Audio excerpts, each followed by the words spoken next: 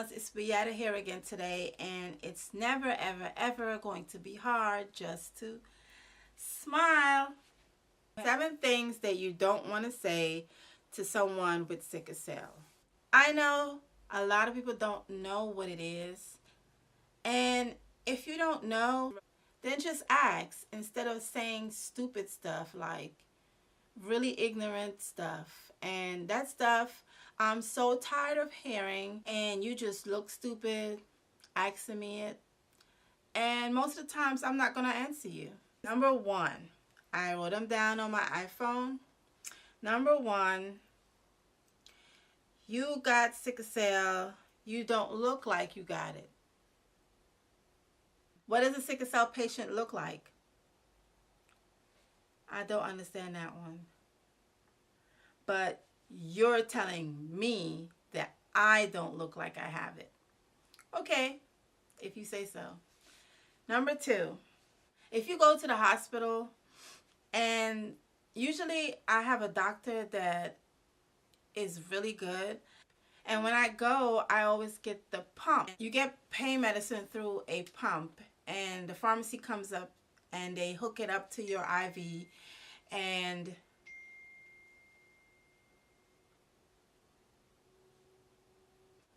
that's my hubby. Anyway. Okay, they hook it up to your IV, and you have a little pump. So every time you feel pain, you push it.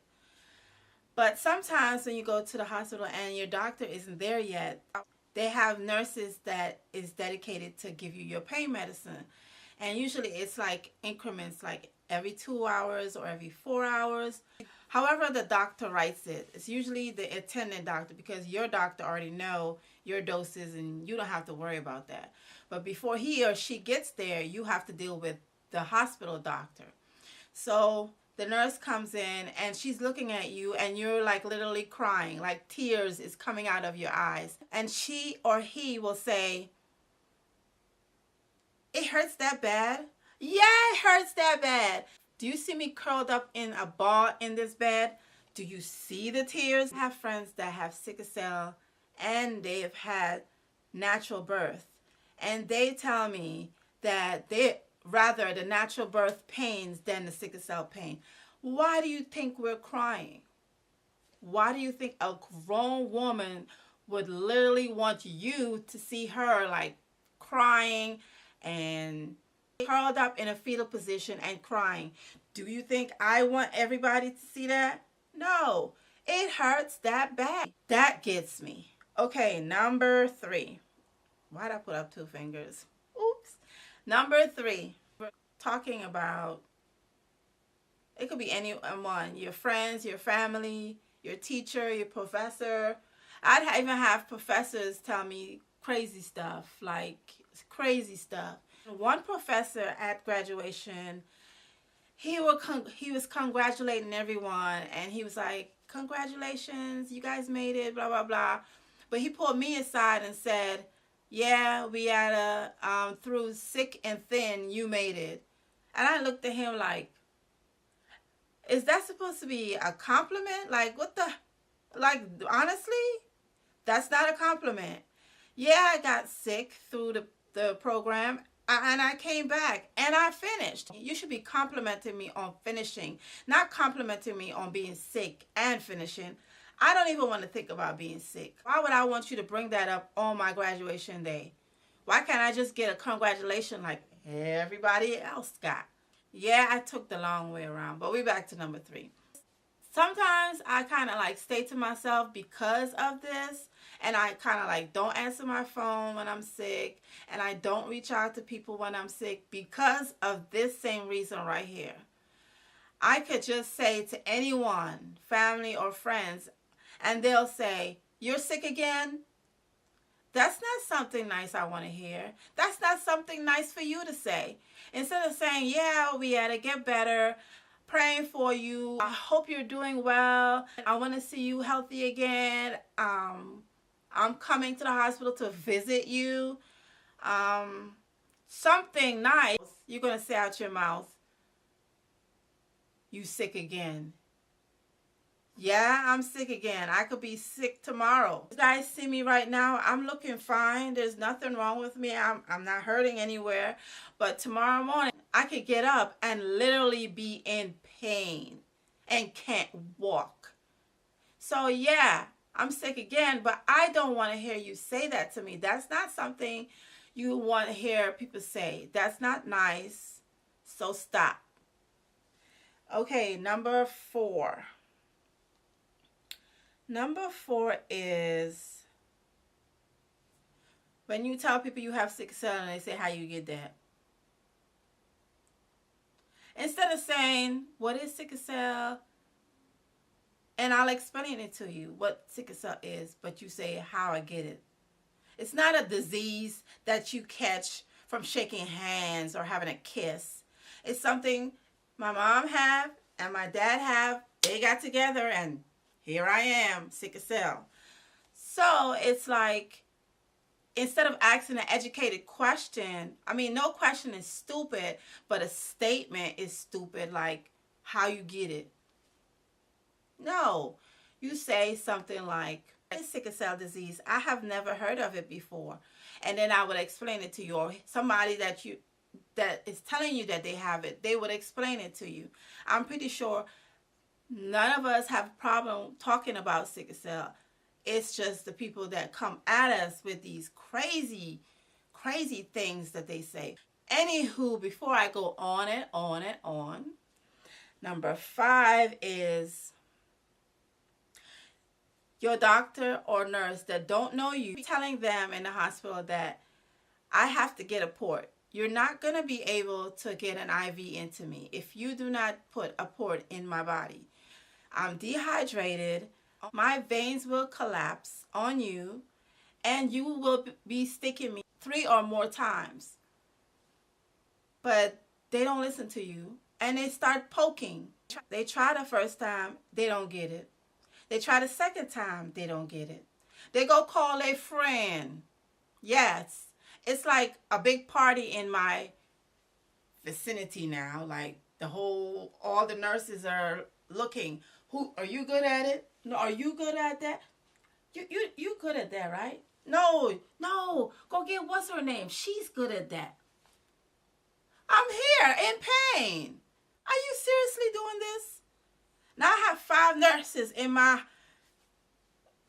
little emergency room. You guys know how small that thing is. They're all taking turns. But I just told you guys, I have to get a port. You're not going to be able to get an IV from my hands right now because I'm dehydrated and I'm sick and in pain. So it's not going to be, you're not going to be able to get it. So stop trying. Call the people that do the port. They put the port wherever, they will find it.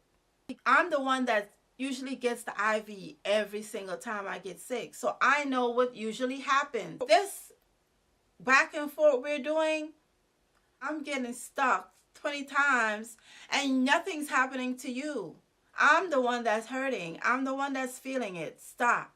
If I say you have to get a port, you have to get a port. I'm not going to say that if I just want to say that. Really? Stop. Number 6. You can be at a function. You can be at home. You can be anywhere, and it's like the minute you pick up a glass of wine or a beer. Let me take my drink. No, it's not a beer. No beer tonight. Just water.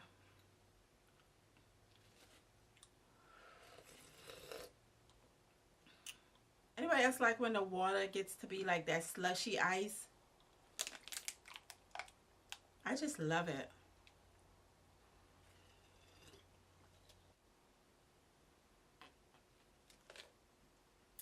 Not sponsored. back to what I was saying. You could be at a function, you could be home, you could be anywhere, minding your own damn business. And somebody comes up to you and say, you know you shouldn't be doing that. Huh? You know you shouldn't be doing, and they got a smile on their face. You know you shouldn't be doing that. I like to smile, but take what you got in your mouth and put it back in. Keep the smile. Everything else, shove it back. Because I'm grown. If I want to drink a beer or a glass of wine, mind your business. Mind your business.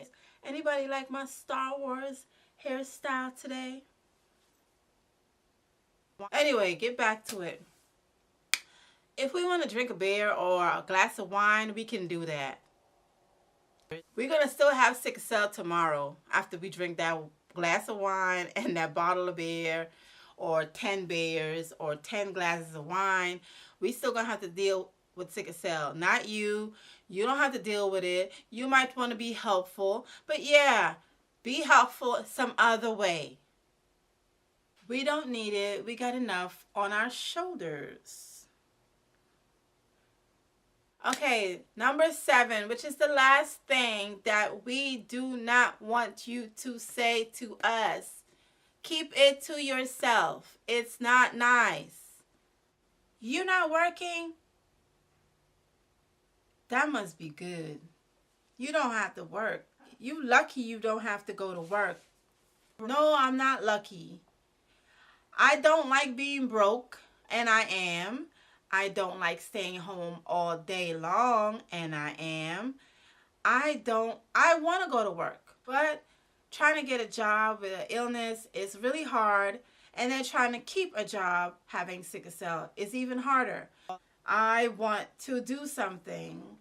Before, I had a daycare where I used to take care of all my cousins' kids and all my friends that had babies and went back to work, and I would stay home with their baby. But now I have no babies to watch. But I'm not lucky that I'm sitting at home. I don't know what's lucky about sitting at home doing nothing. Ain't shit lucky about that. I don't see any luck in that. So where are you coming from saying I'm lucky that I don't have to work? Stop it. Stop it. We really don't want to hear it because it just makes us feel even worse. So stop it. Stop saying it. It's not nice. We don't want to hear it.